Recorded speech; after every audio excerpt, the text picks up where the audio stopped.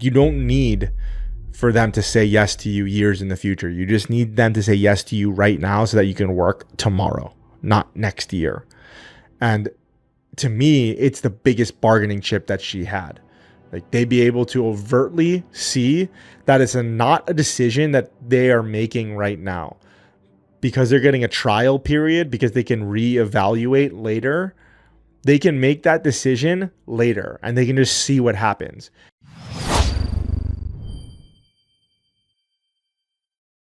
Aloha, folks, and welcome back to Degree Free. Many years ago, maybe 2015, 2016, I was able to negotiate remote work, and I was able to replicate those results again in 2024.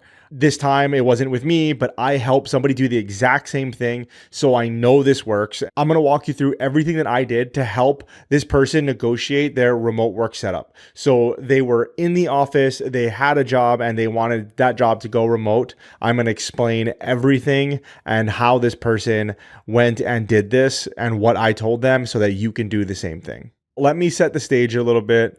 I'm kind of the ask me your work questions guy. All my friends and family know what Hannah and I do for a living. When anyone has any questions, they usually come to me to ask about these things. But also, this person had the exact situation I had and knew that I was able to negotiate remote work. So they asked me for help. And if you want to ask Hannah and myself for help as well, go to ask.degreefree.co/question to ask your question. We are going to be doing a Q&A session soon. So go to ask.degreefree.co/question to ask your question. It'll be at the show notes, degreefree.co/podcast. Just so I don't call this person, we're going to call this young lady Jen. And Jen's company just had a return to the office mandate as of May 1st, 2024. And I'm pretty sure that this episode's still not even going to come out before that. So this was a notice that they gave them at like the beginning of the year or maybe in March or so, that on May 1st, 2024, everyone has to come back to the office at least 2 days a week. And that's every single person in this large company. It's a multi-billion-dollar company, thousands or tens of thousands of people. I think it's just thousands. I think it's like 10,000 plus in this company. And that was a letter from the CEO. She is now going fully remote with the stipulation that with enough notice, she'll need to come into the office every once in a while. And she still has that ability. And I'll explain her whole situation in a second, but I just want to show you the result of this. The company that she works for is going back to the office as of May 1st, 2024. And she, on the other hand, is going fully remote now. Every single person has to go in 2 days a week at least, return to the office, and she is going fully remote, except for sometimes when she will have to come in, and that has a lot to do with her position, and I'll tell you why. But that's how powerful what I'm about to share with you is. And hopefully you can do this for your own life. I mean, I was able to do this 8 years ago, whatever it was. And I was able to replicate my results 8 years later today. I hope that you can learn something from this. Let's get into it. So her situation, she works in HR. She's a recruiter. She's moving away in May. So she's leaving 100%. She has to go for personal reasons. She is moving away, and I'll just give a little bit of context. She's in Hawaii, which is where I'm from. Jen is moving to another island. You can't drive there. You have to take a plane. There's really no equivalent in as far as on the mainland because you can drive everywhere. So I don't really know exactly how to equate that, but just know that like it's a big deal because she has to get on a plane to come back to the office. So she's not going to be coming back to the office pretty much at all. So for her, she has to leave. She either has to get this remote work set up or she has to quit. Those are the only two options that she has. She really likes her job. And to be honest, the pay is pretty good considering her position and considering where she is, where she's located, which is in Hawaii. The wages in Hawaii, for those that don't know, are really, really bad. She really wanted to keep the job. Well, a few months ago, when she was finally sure that she was moving to another island, she was like, hey, Ryan, can you help me figure out how I can possibly turn my job remote? Because I know that you've done it they just came out with this mandate that says back to the office at least 2 days a week. And I need to circumvent that. I need to go around it. And so I was like, yeah, sure. Sounds good. I'll stop here and I'll say a key element to this story and to my story as well. And if you want to hear my story, it's all the way back in episode 25. I'll put it in the show notes, degreefree.co/podcast. But a key element to this is that she got the buy-in from her immediate supervisor first before she took it to the decision makers. And that was the exact same thing that happened to me. And I needed to get the buy-in from my immediate supervisor, but actually it's a little bit different. I'll just tell you the story here. I worked in a 2-person department at a very small company, or at least bigger than the company that I run right now, but small in terms of how massive companies can get. There was like 50 people. I was in a 2-person department. I was a very horizontal structure. When I negotiated my remote work, even though my boss said that he would never employ remote workers ever again, I needed to get the buy-in of the other person in my department.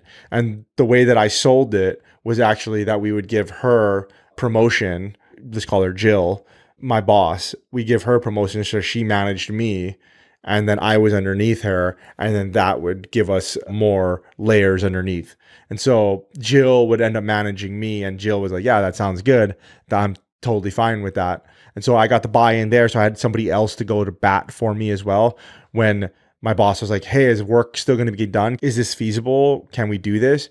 She was like, well, yeah, I'm going to be a supervisor. It's totally fine. In that same vein, she already had a supervisor. So let's just call this her manager. I don't know what the actual title is. I'm pretty sure it is manager, but we'll call them the manager. Jen had to get the approval of her manager, and the manager was the one that would go to bat for her. Because what was different about her scenario versus my scenario was a little different in that I actually brought my argument to the decision makers.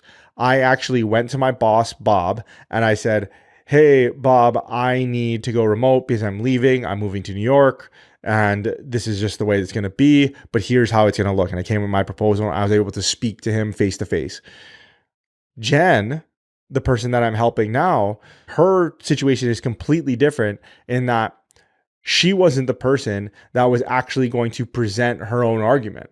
It was going to be the boss, because Jen doesn't have meetings with her boss's boss, or her boss's boss's boss, or her boss's boss's boss's boss, because she's all the way down at the very bottom of the totem pole. I think she's the lowest rung on the totem pole, but she might be like one up. She might be like a senior recruiter or something like that. But, she's very, very far down in a $3 billion company, or whatever the market cap of this company is. It's multiple billions, low single digit billions. But she was able to get the buy-in and approval from her immediate manager, so the manager could go to bat for her and present this plan to the higher ups. That's a key element to both of these stories. So if you're doing this for yourself, just know that you have to do this very, very early, is getting your manager's buy-in and being like, hey, I am going to quit, or I'm going to go remote. Do you support me? And then obviously you have to come up with a plan. I'm going to tell you how to come up with your plan right now. That is a key element to the story. So as of this time in this story, Jen's not sure how far up the chain this thing is going to have to go. And that's what I was talking about before. It might go to her boss's boss, Jen's manager's boss, or it might go up, up, up, up. Because the back to the office mandate on May 1st is straight from the CEO, like straight from his office. And Jen is buried by about 5 layers of the CEO or the C-suite guys. So she's freaking out, thinking that this thing might have to go all the way up to the top because everyone else is back to the office except for her. But anyway, getting your immediate manager's buy-in is critical. And like I said, her proposal had to be in writing. She wasn't actually presenting her case like how I did, which in a lot of ways is a lot more nerve-wracking, I think, because you don't have any control over how to sell it or how to pitch it. What ended up happening, I'm skipping around in the story a little bit just so that you have the full idea of what happened, and I'm filling in the gaps here and there. But what happened is that her boss, her manager, had to present the proposal to the decision makers, and then that decision maker wasn't actually the decision maker, and that person had to send up that proposal to their boss. So it didn't get up to the C-suite level, but it did get right below them. Jen is one layer, manager, the manager's boss, and so it was like 4 layers right before the C-level guys. It really did go up all the way up the chain.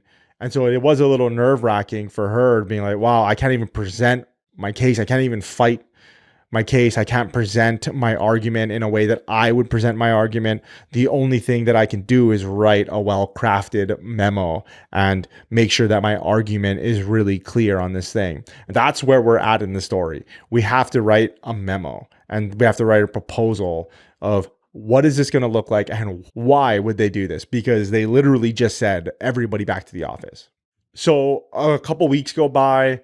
She is drafting up her document. She's drafting up her proposal and she's like, hey, can I put a meeting on your schedule? And can we go over this? I'm like, sure, that's fine. She sends me over the document for me to read before our meeting. It's her proposal. And when she gives me this document, I'm just going to be very honest. It was very bad. I didn't tell her like that, but I did tell her that I wouldn't approve it if I were in charge. If I were in charge and I was the decision maker and she gave me that document, she gave me that proposal, I would have been like, no, absolutely not. This is ridiculous. The document that she gave me was similar to a resume. Just to explain it to you really quickly about like what this looked like and why it was bad. It had the proposal at the top, kind of similar to a summary statement or an objective statement on a resume. Like, I want to get this job because I am a professional in this industry because of all of my experience and all the things that I did. So very similar. Instead of that objective statement or summary statement, it was just a proposal. I am moving to this island and I need to go remote as of this date, and here's why. So there was the proposal at the top and a few bullet points of the stats she did while she was at the company, kind of similar to your job history. And then at the end, there was an essay at the bottom, an essay of why she thought that she deserved to go remote. And I'll go over each section really quickly about why it was bad and what it looked like, just so that you can avoid these same mistakes. The proposal was actually very good. The proposal literally just said, this is what I'm doing and this is what I'm doing it by. This is what I propose. Perfect. Awesome. The bullet points was really terrible because yes, she had statistics, which we suggest everybody do for pretty much any document, especially when you're trying to sell people. Like your resume should have a bunch of different bullet points on there that have a bunch of statistics, like raised revenue by 6%, whatever. She had all of these types of things. Remember her job. Her job is a recruiter. She put in all these people that she onboarded, and that was good. Like 50 whatever people that she onboarded, hundreds of applications she goes through. That was all good, and that's fine. She started to talk about how she knows the company culture so well, how she's so ingrained in it, and how she can filter people out for company culture and things like that. And then she's mentioned something about an internship program. It was all convoluted. There was like 7 different points that she was trying to make in all these bullet points. And then I wasn't clear about what her argument is. Like, what is your unique value to this company? And why should I let you go remote? I mean, I'm just thinking like as the boss. And then at the essay at the bottom was absolutely terrible because of the way that it was written. It was way too long. The essay was like 7 paragraphs and each paragraph was a block of text like this freaking big. And you just looked at it and you're like, I'm not going to read this. Like, I'm just not going to read this. I had to force myself to read it because it was all in like corporate speak. And I was just, this is absolutely terrible. Nobody's going to read this thing. One of the things that I had to tell her is like, 2 pages is too long. She said that she knew that. She said that from her boss. The bosses said, after I said that 2 pages is too long, it should be 1 page. She said that, yeah, you're right, because my boss said that I should come up with a proposal that's 1 page. And I was like, exactly. And she's just like, yeah, but it's so difficult to condense all of this to 1 page. It's so important that they know all these things. It's like, this is so important to me This is the most important thing in my life right now. And I was, yeah, I completely hear you. And I agree with you that it is the most important thing in your life right now. You still got to keep it to one page because nobody's going to read what it is. It's my opinion that the reason why we write something is so that other people read it. And it could just be you in the future. Or like that's my opinion. I don't know if that's true. I think that we write so that later on someone will be able or would want to read it. And if that's the case, then we should make it readable for these people. How can they know your argument if they don't even read it? How can they know your argument if they look at it and they're like, this is crap. Like, I'm not going to read this thing. This is huge. So long story short, keep it to one page. Another thing that I was telling her is that schools, she went to college and she graduated. She was a communications major, right? And like, I'm using air quotes here because she was obviously terrible at communicating, or at least in the written form. The way that schools teach you to write is terrible. They teach you like, okay, you need to write an essay. You need to write 6 paragraphs. Each paragraph needs to have 4 to 7 sentences and have 10 to 20 words in it, something like that. And then each paragraph is just a block of text this big. And then the next paragraph is a block of text this big. And then you have one idea in the first paragraph. You have one idea in the second paragraph. You have one idea in the third paragraph. Or what's even worse, and if you've gone to school, even high school teaches you how to do this, you know what I'm talking about. It's even worse is the 5-paragraph essay. It's like the intro paragraph. This is what I'm going to be talking about. Then you have your first point, you have your second point, you have your third point, and then you have your summary paragraph.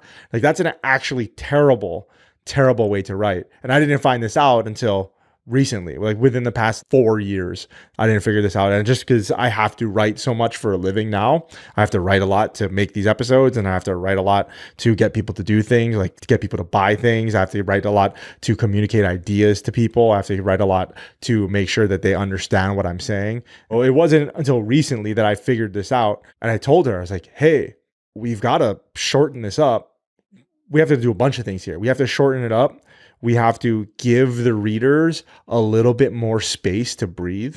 Like white space is good on a paper. Even if you don't change anything, you don't delete any words, which I suggested that she did. I suggested she delete most of it. You can just go to the end of one of those sentences within the 4 to 7 sentences, and you just press enter. And that little breathing room makes it so much more readable and makes it so much easier for somebody to understand your point because they're actually going to read the document. So to sum that up, if this is the most important document of your life, of her life at that time, then wouldn't you want to make it so that people will actually read it and people will actually be able to understand your argument rather than them looking at a wall of text and then just skimming it and be like, boom, boom, boom, boom, boom. And I didn't tell her this, but another thing that you can do instead of that is, even if you wanted to keep those little walls of text, just putting a little bit of subheading first makes a whole world of difference. The first part is like, this is how great I am at being a recruiter. That's the subheading. This is how great I am at this internship thing. That's a subheading. This is how great I am about knowing the company culture. That's that. This is how great I am about this. And you can just go down and create subheadings. Even that gives you a little bit of time to breathe and gets the reader in this frame of mind to absorb what is about to be said and what they are about to read. To backtrack a little bit, I was talking to her and I was telling her, like, I don't know why I would approve this thing. I don't know why I would say yes to you. Really, what you're trying to do here is you're trying to be special, because literally on May 1st, they are telling you that everybody in the entire company has to go back into the office at least 2 days a week. And you are not going to be doing that because you are going to be living a plane ride away. Out of every single person in the company, you are literally going to be special. And that is what you're asking for. And I don't understand, reading this document, why you are special. You are just saying a lot of things and you're not making any arguments clear. You're saying, I'm a recruiter. I do this internship thing. I know about the company culture. And none of those arguments you go into much depth. It's a lot of breath. You're like, look how great I am. I told her, I said, I don't see why I couldn't just hire somebody else to do this that would just come into the office like everyone else. I told her she had to figure out why she was unique to the company. She needed to figure out the unique value that she and she alone brought the company. She had an answer off the bat, but I thought about this a little bit more for people that are struggling with this. If you are working in an environment where you're really not sure how you're unique, the honest of the answer is that you have to become unique and you have to do something. So for her, it was this internship program that we're going to talk about in a little bit. For me, when I was trying to become remote, I was the person that automated this system and I created this entire new accounting system for our company. I was the person that upkept it and I knew how to do it because I invented it. I knew how long it would take to train somebody else to do it because I invented it. If you do not know how you're unique, one, go and become unique. Figure out how you can take on more responsibility that nobody else has. And that is like mission critical stuff, or at least mission critical enough for that department. And you're like, okay, yeah, I see it. Makes sense. You're good. Now, if you're in this situation where you really, truly aren't differentiated from everybody, you're going to be fighting an uphill battle here. The way that I thought about it here when I was thinking, okay, if I had to have her hone in on one thing and she didn't already know what that thing was, the advice I would give her is to look at how your leaving would cost the company pain. So we know from behavioral psychology that people experience pain, the loss of something, more than they experience the gain of something, like reward. If you can figure out how you leaving is going to cause the company pain and why they should let you become remote, stay on, and not cause the company pain and save them that pain, they are much more likely to do it. And that is your unique selling proposition. And even though it might be that your job isn't differentiated, but if you can make the argument that, hey, this is what I do, and all those 3 points everybody else in your department does too. But if you're just able to say, well, you really don't want to have to hire somebody. It took me 8 months to train up in this position. It took Sandra 5 months to train up in this position. It took Robbie 8 months to train up in this position. You really don't want to spend 8 months of productivity down the tubes to train somebody else. So why don't we just let me go remote? That right there, if you sell it correctly, that could be your unique selling proposition, even though you're not really differentiated in any way. But my number one advice is to be differentiated, is to be unique. And that's the real of the entire matter. Like, you have to be unique enough, have enough unique responsibility, and be able to communicate that unique value you have to them for them to say yes to you. Not only do you have to have the unique responsibility, but you have to have the communication skills to communicate that unique value to them as well. Like I said, we found out, and we're about to find out in the story, she had unique value. She did. She just didn't know how to communicate it. That is the second part of the skill, which is what I'm going to teach you today, which is what we're talking about here. Very simply, if you're just like everyone else, then they could just go and hire someone else. So when we were talking about the uniqueness thing, like, she already knew where she was unique. The company has an internship program that has high visibility with the C-level suite, with the C-level guys. And she ran that internship program alone. Remember, she's in HR. She's actually a recruiter. So she does her recruiting things. She onboards a lot of people. She interviews a lot of people. She screens a lot of people. She does all of that. But everyone else in the HR department does that as well. But she has a project as well. Along with her other duties, she has this one project, and it is running the internship programs for the summers. When she looked at that responsibility, not from an HR recruiter thing, but more from like a project manager of this thing, she was the only person that hired all the interns, onboarded them, followed up with them, went through the applications, created the job descriptions. That was her project. Nobody else helped her with it. The manager that helped her, that's helping her, the manager had oversight of the entire thing. She yes-noed a bunch of things. But as far as actually hands-on, boots on the ground doing it, she was the only person that did it. And she knew from the conversations that she was lucky to have with the C-suite guys when she had that opportunity that they really cared about this internship thing. And I'm going to pause for a second. This is happening more and more. The internship programs are starting to come up more and more and more. And really, eventually, they're not even going to be internships. They're going to be more like apprenticeships, on the job training. They're taking more and more people straight out of high school. They're taking more and more people straight from the source because they have these college programs, which is what she's talking about here. The college programs, the people that they're hiring is bad. It's not doing well. The reason why they like it, maybe I'm speaking out of turn, but it's okay. I'm not telling you where she works or who this person is, so it's fine. The reason why they like this internship program, the college one specifically, is because it looks good to the community, but they don't really hire anybody from it. It just looks good to the community. It puts their brand forward, goodwill into good faith, gets their name out there more. Like, look at all the good that we're doing in the community. We're helping people learn more, educate them and all that, but they don't actually hire anybody from it. The people that they hire are straight out of high school. With the internship program, she did this along with her main duties, like I talked about. And so I asked her, so she brought it up to me when I'm sitting here thinking, you're talking about an internship program. We're talking about practice. What are we talking about here? And so I had to ask her, like, is this important enough to be the selling point? Because the problem, if you think back before, what I told her is that I don't see why you're unique and I don't see why I would approve this because I don't understand what you're saying to me. I don't understand the thing that you're trying to sell me. And I said, okay, we're going to hone in on one thing because when we're trying to sell somebody, we're just going to go after the thing that they care about most. And we're just going to tackle that domino. And if we can tackle that one domino, then the rest of it doesn't matter. The rest of it doesn't matter. If we just tackle the biggest domino of like, okay, well, why you?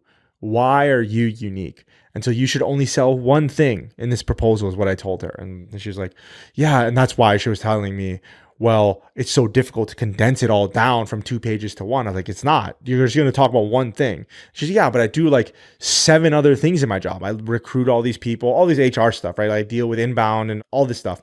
And I was like, yeah, but everybody else at the company does that. Everybody in your position, every other recruiter in HR does all of those things. That's just table stakes. That's just pulling up to the table. And like, this is what we're dealing with. In order to be an HR person, in order to be a recruiter specifically, you have to do all of those things. Why are you going to talk about that? You talk about the one thing that they really care about. You make your argument super clear to them and you talk about one thing.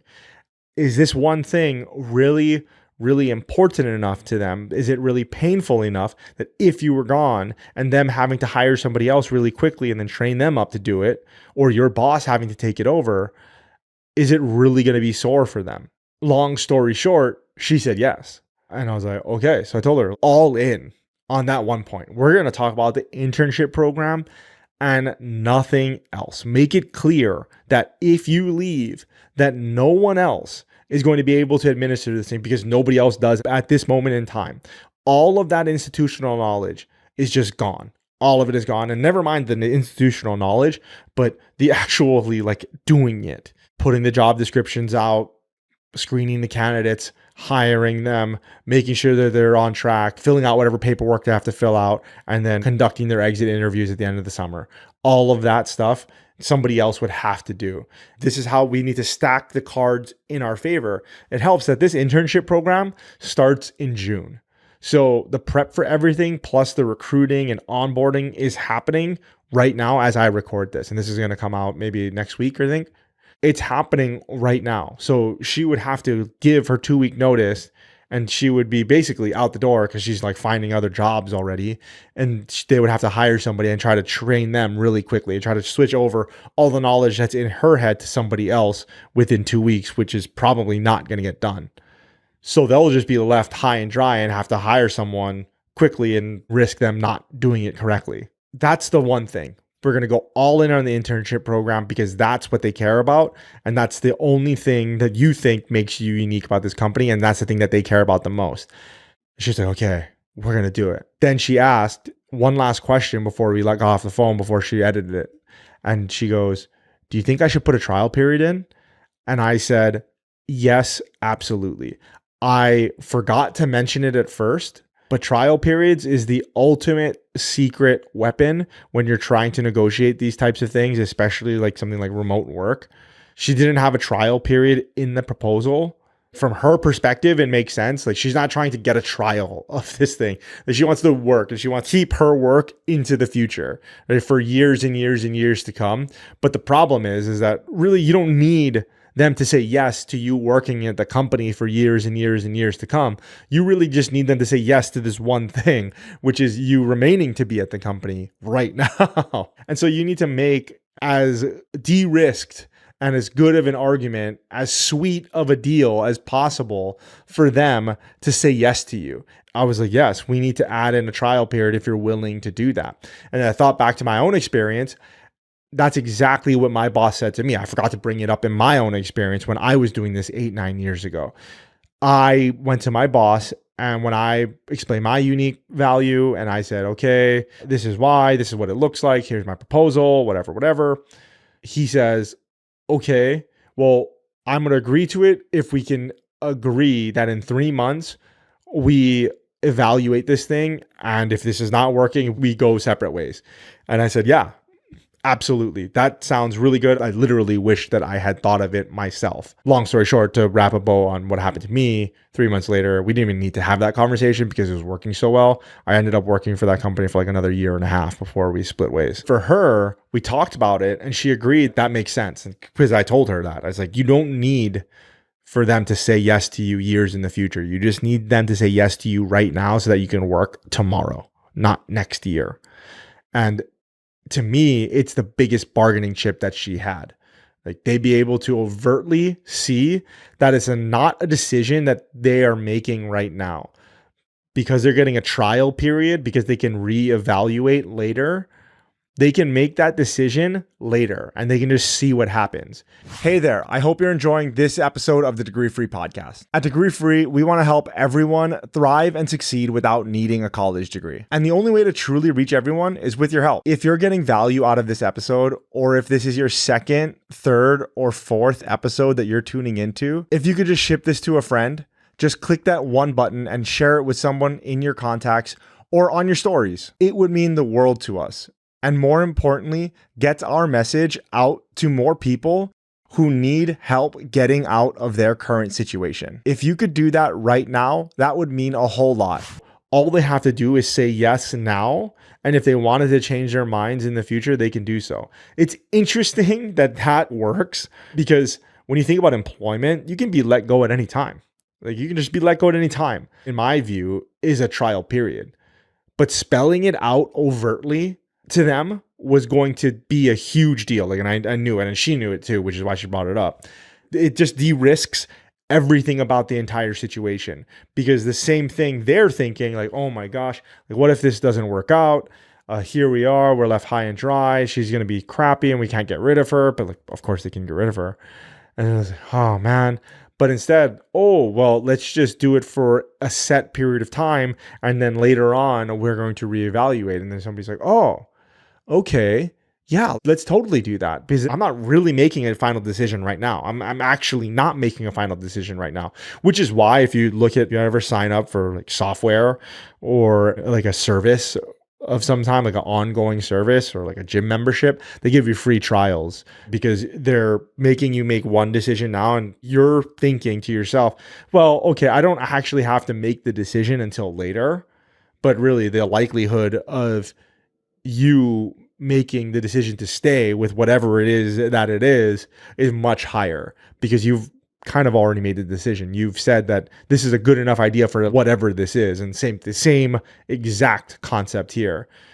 You know, we're hoping that in the future, when they do reevaluate, she knocked it out of the park and they're just like, yeah, this is really working out. Yeah, go ahead, stay on, please.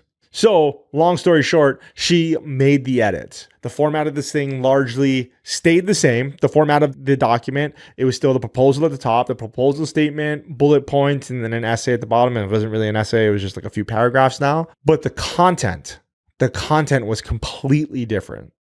It focused on one thing. And that one thing was that she was the only person in the entire company that did and administered the internship program. She gave the statistics of the work she had to do to administer that program and made it clear that if she left, it would be difficult to find someone else to replace her. She mentioned one statistic of her actual HR recruiting job. She mentioned one that was at the bottom of her bullet points. And it was that statistic that we talked about earlier. This is how many people I hired. And she kept that one statistic on there. Obviously, that didn't differentiate herself from anyone else. So she just mentioned one line. But everything else was just about the internship. Even though largely her job isn't really the internship program. Her job is the recruiter. She is a recruiter, and that's what she does all year round.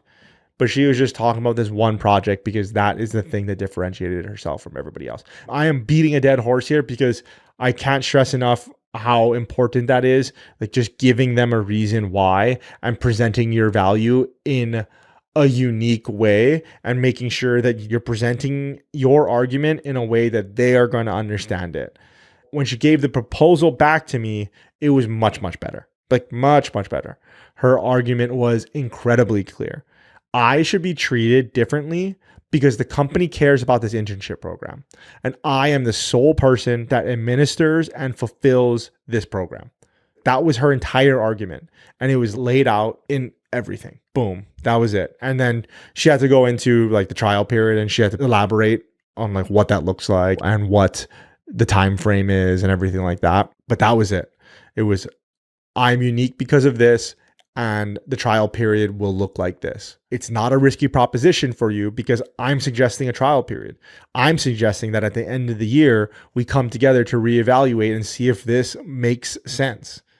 That was the entirety of her argument. And fast forward to the end of the story, it got approved. Jen's boss took it to her boss, and then her boss took it to her boss, and it got approved. What was the elements here, really? And so what's the takeaway? Well, how can you use this in your own life? Well, the very first one, and I'm just honest here, this is what I did, and this is what she did, and this is what I think is the most effective, is she was willing to walk away from the job. She had an ultimatum on the table. She was leaving no matter what. I'm not saying that that's a good idea for you, but for me, that's how I did it. I had a life scenario that brought me to New York. She has a life scenario that left the island. Both of us, we were leaving regardless. It didn't matter what they said. You couldn't keep me if you paid me more money. I'm leaving. Having the willingness and you're going to walk away is huge. So that's the first thing, right? Willing to walk away from the job. Second, she found out how she was unique. Or rather, if you don't know how you're unique, figure how you staying at the company is going to save them pain. Think about how painful for the company it's going to be if you leave. That reason, whatever reason that you're coming up with there, that's the thing that you're going to talk about. That's the one thing that you're going to be talking about. And that one thing leads me to my next point of how to make this clear for you. She made one clear argument and focus on that. And that was the exact same thing that I did. I was an accountant. I had a bunch of different responsibilities, It just so happened that two of those responsibilities, I was the only person that did in the company. So I was able to talk about two things. But she only did one unique thing. So she just talked about one thing. Figure out how you are unique and make that one clear argument. And so for me, that one clear argument, instead of like, oh, well, I am unique because of these two things, mine was just completely just, I am unique because it is going to suck for you if I leave, because I knew that it sucked when I had to learn all this stuff. And that was a clear enough argument because of those two things that I was able to present to him and he'd be like, yeah, that would suck. For them, same thing.